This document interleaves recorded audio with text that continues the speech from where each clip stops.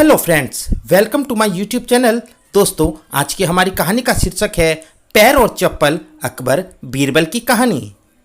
बीरबल बहुत नेक दिल इंसान थे। वह सदैव दान करते रहते थे और इतना ही नहीं, बादशाह से मिलने वाले इनाम को भी ज़्यादातर गरीबों और दीन दुखियों में बांट देते थे। परंतु इसके बावजूद भी उनके पास धन की कोई कमी न थी। दान देने के साथ साथ बीरबल इस बात से भी चौकन्ने रहते थे कि कपटी व्यक्ति उन्हें अपनी दीनता दिखाकर ठग न ले। ऐसे ही अकबर बादशाह ने अपने दरबारियों के साथ मिलकर एक योजना बनाई कि देखें कि सच्चे दीन दुखियों की पहचान बीरबल को हो पाती है या नहीं। बादशाह ने अपने एक सैनिक को वेश बदलवाकर दीनहीन अवस्था में बीरबल के पास भेजा कि अगर वह आर्थिक सहायता के रूप में बीरबल से कुछ ले आएगा तो अकबर की ओर से उसे इनाम मिलेगा। एक दिन जब बीरबल पूजा पाठ करके मंदिर से आ रहे थे तो भेष बदले हुए सैनिक ने बीरबल के सामने आकर कहा, हुजूर दीवान, मैं और मेरे 8 छोटे बच्चे हैं जो 8 दिनों से भूखे हैं। भगवान का कहना है कि भूखों को खाना खिलाना बहुत पुण्य का कार्य है। मुझे आशा है कि आप मुझे कुछ दान देकर अवश्य ही पुण्य कमाएंगे।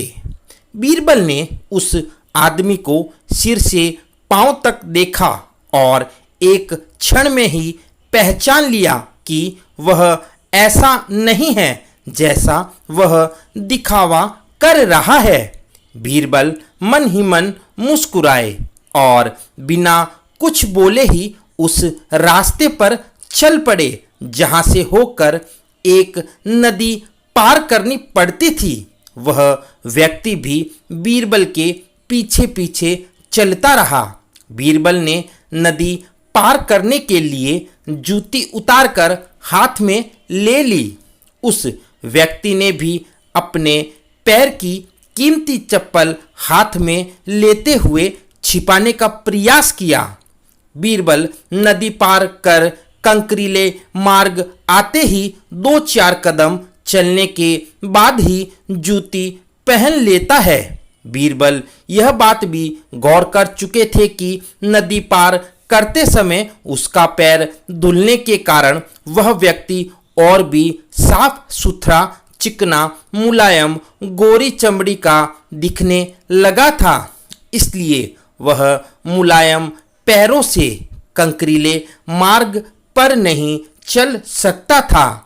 दीवान जी, दीन तहीन की पुकार आपने सुनी नहीं, पीछे आ रहे व्यक्ति ने कहा। बीरबल बोले, जो मुझे पापी बनाए मैं उसकी पुकार कैसे सुन सकता हूँ। क्या कहा? क्या आप मेरी सहायता करके पापी बन जाएंगे?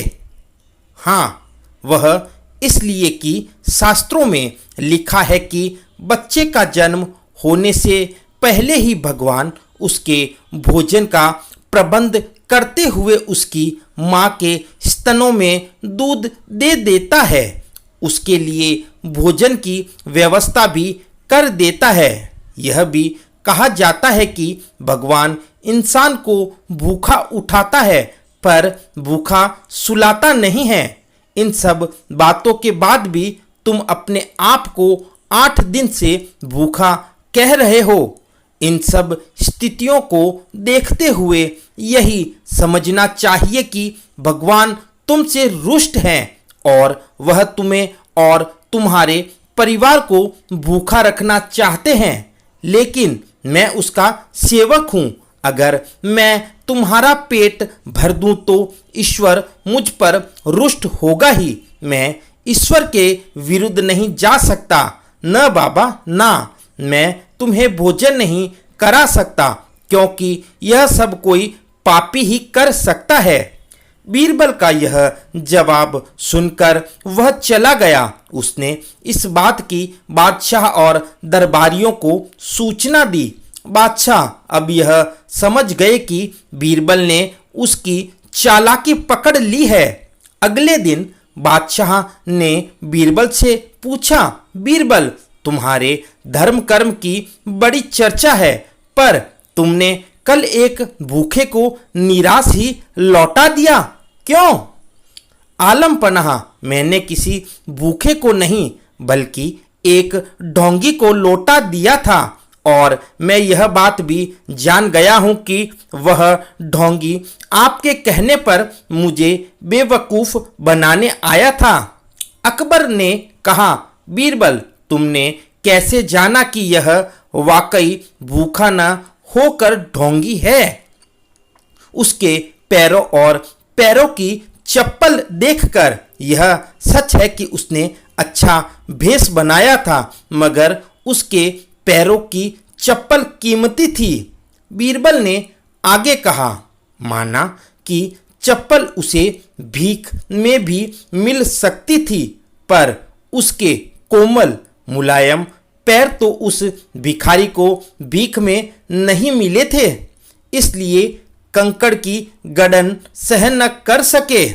इतना कहकर बीरबल ने बताया कि उसने उस मनुष्य की परीक्षा लेकर जान लिया कि उसे नंगे पैर चलने की भी आदत नहीं। वह दरिद्र नहीं बल्कि किसी अच्छे कुल का खाता कमाता पुरुष है।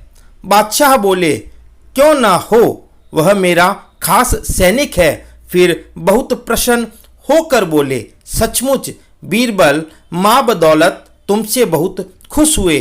तुम्हें धोखा देना आसान काम नहीं है। बादशाह के साथ साजिश में शामिल हुए सभी दरबारियों के चेहरे बुझ गए, सारे मन मसोस कर रह गए।